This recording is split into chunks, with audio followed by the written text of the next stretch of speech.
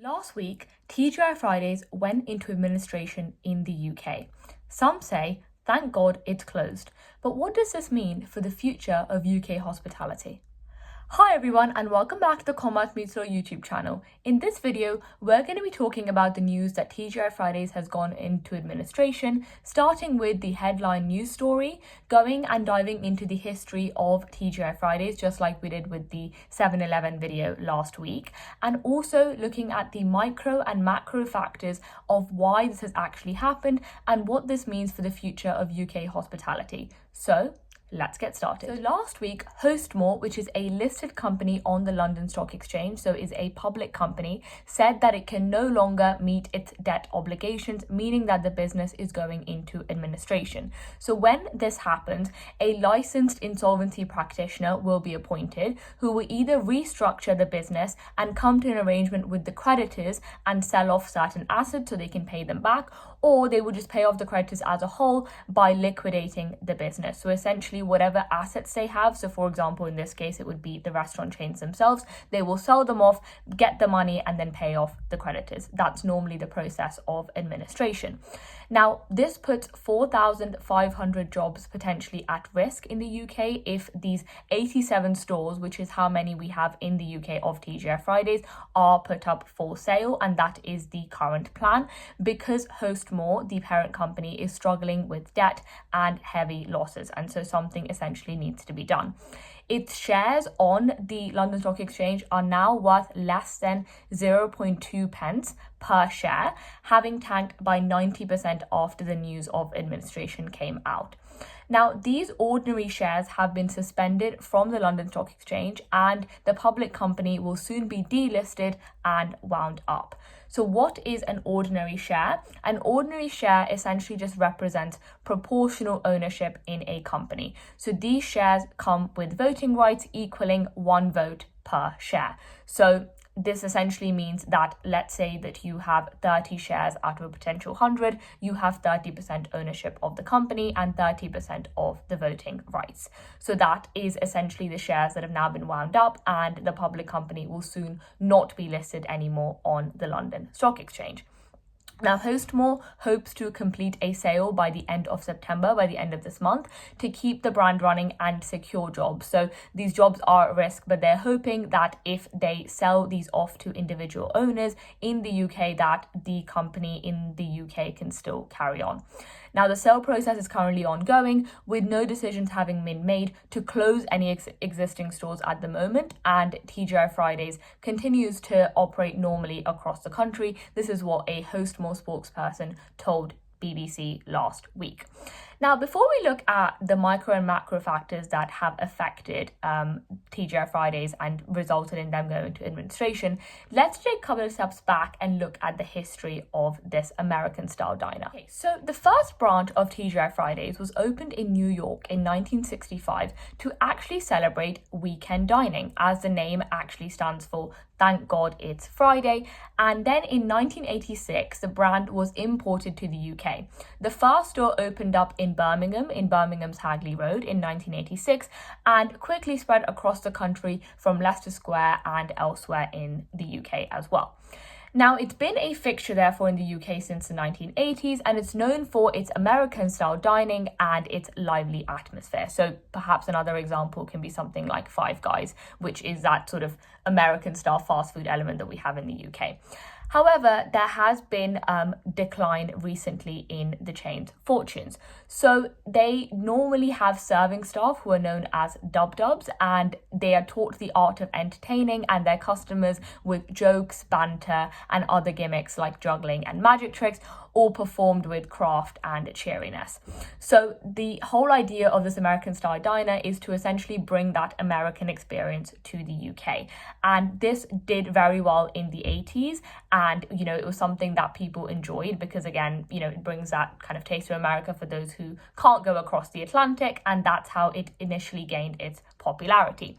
Now, the chain was acquired by a private equity firm called Electra Partners 10 years ago, with a rebrand, removing all the punctuation from the restaurant and just making it TGI Fridays. So it kind of had those like dots in the middle between TGI, and they just removed that and made it TGI Fridays.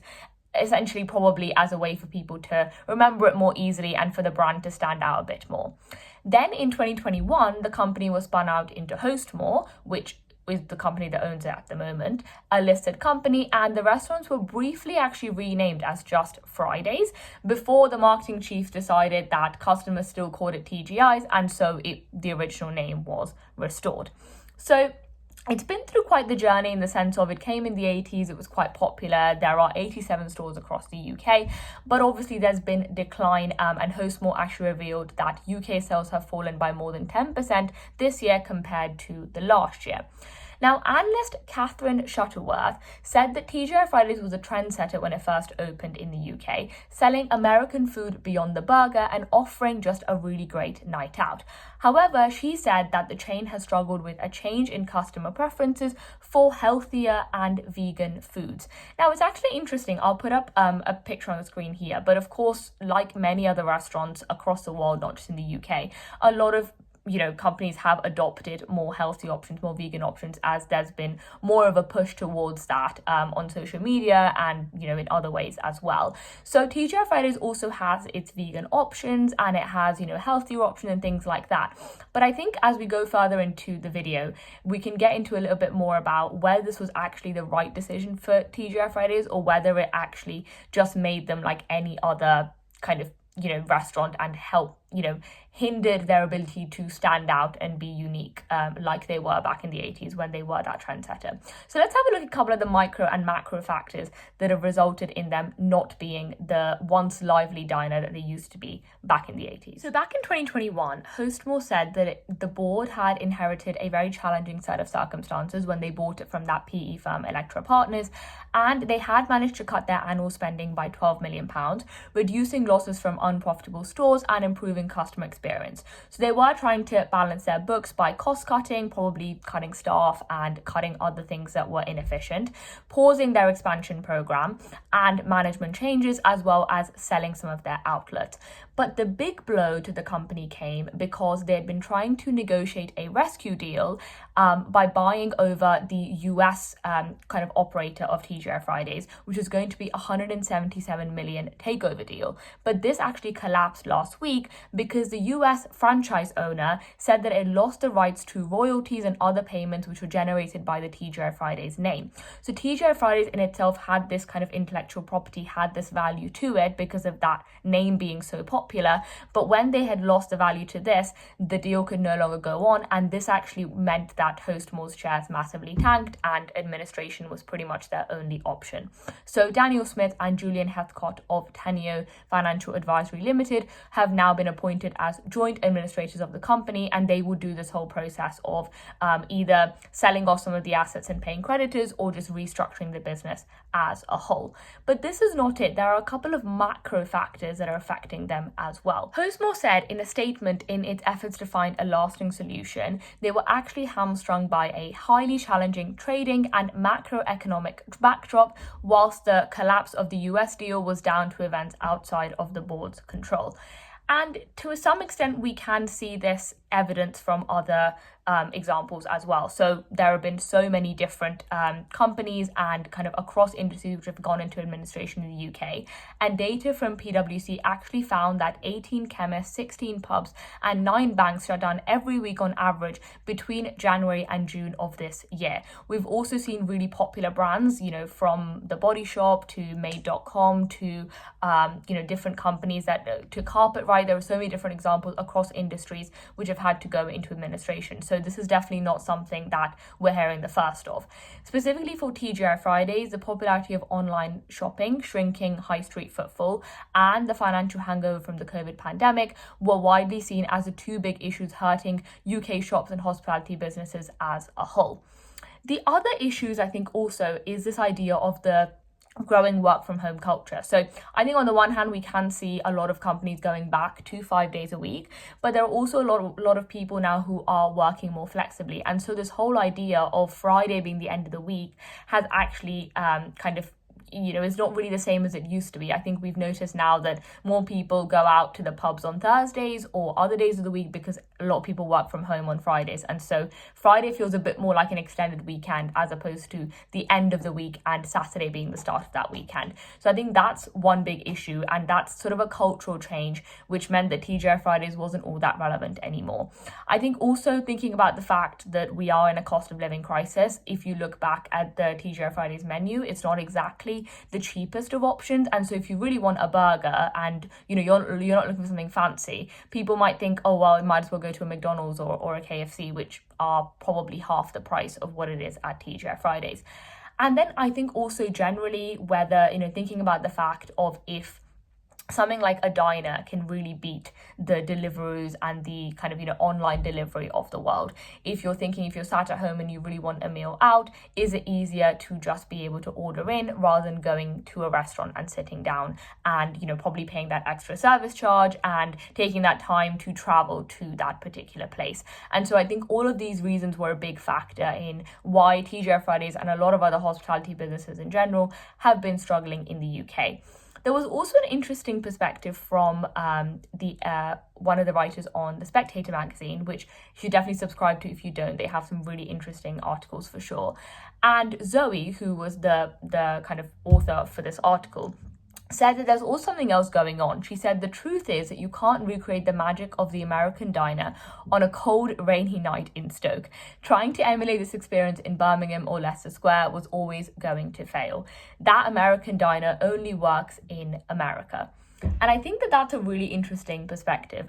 It's probably something that, maybe you can talk about, we can discuss in the comments. But I think that idea that, you can recreate something entirely from that American culture back in the UK is something to think about when there are so many other factors going on. The economy is very different, and generally, like she says, the weather is different, the environmental conditions are different. So I think that that's an interesting perspective of how far these kind of experiences can be brought to the UK and really be recreated in the most authentic way.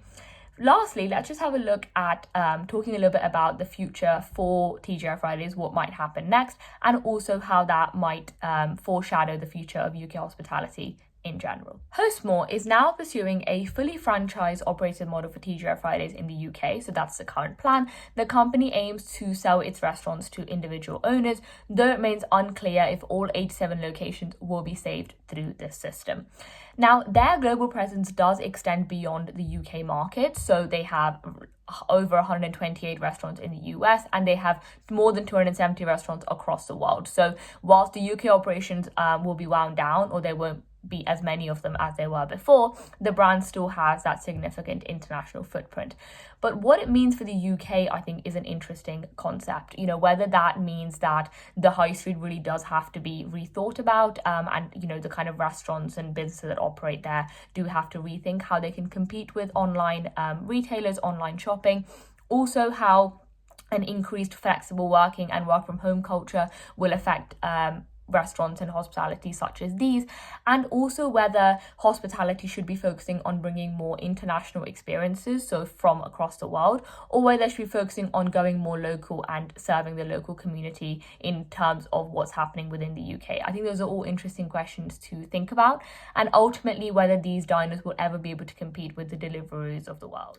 And on that note, thank you so much for watching this video. I hope that you enjoyed it. I hope that you learned something from it. Do let me know your thoughts down below in the comment section. I'd be really interested to know all of your thoughts on this topic, and also what you think the future of UK hospitality might be. Definitely let me know your thoughts down below. For now, I'm going to say goodbye. Have an amazing rest of your day, and I'll see you very soon in the next video.